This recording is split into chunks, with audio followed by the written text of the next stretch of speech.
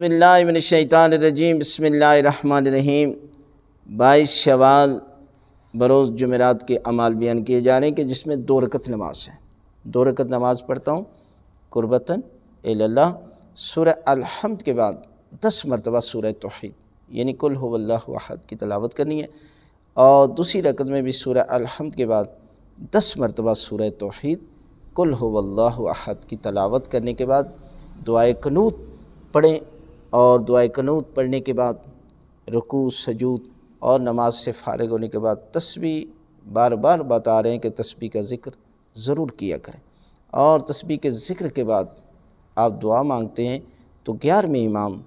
حضرت امام حسن عسکری علیہ السلام کا فرمان بھی ہے، اور جمعرات کا دن جو ہے یہ منسوب بھی 11ویں امام سے منسوب ہے۔ معصوم فرماتے ہیں کہ اگر آپ یہ عمل انجام دیتے ہیں اور اس کے بعد جو دعا کرتے ہیں تو پروردگار آپ کی ہر حاجت کو، ہر دعا کو پروردگار جو ہے وہ قبول فرمائے گا۔